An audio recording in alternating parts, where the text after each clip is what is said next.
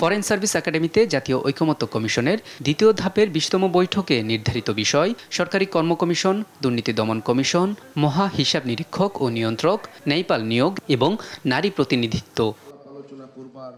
আলোচনার শুরুতেই পূর্ব ঘোষণা অনুযায়ী সাংবিধানিক ও সংবিধিবদ্ধ প্রতিষ্ঠানে নিয়োগের ইস্যুতে কমিশনের দেয়া প্রস্তাবনা নির্বাহী ক্ষমতাকে অতিরিক্ত দুর্বল করবে দাবি করে এই পর্ব বয়কট করে বিএনপি।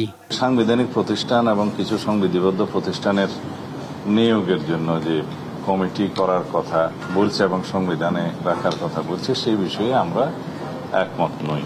বিএনপির বয়কটের পরও আলোচনা আরও ১৫ মিনিট চলতে থাকে। তবে হঠাৎ করেই ফরেন সার্ভিস একাডেমির ফায়ার অ্যালার্ম বেজে ওঠায় বৈঠকের বিরতি দেন কমিশনের সহসভাপতি অধ্যাপক আলী রিয়াজ।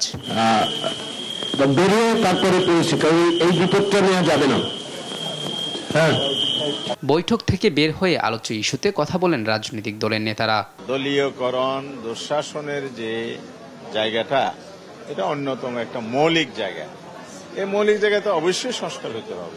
এই মৌলিক সংস্কার না হলে আবারও দলীয়করণ হবে। পিএসসি কে, সরকারি কর্ম কমিশনকে, দুর্নীতি দমন কমিশনকে সেটা আগে যেভাবে নিয়োগ হতো সেভাবে নিয়োগ হলেই জাতির জন্য ভালো, তাহলে তারা সেটা যুক্তি দিয়ে উপস্থাপন করবেন।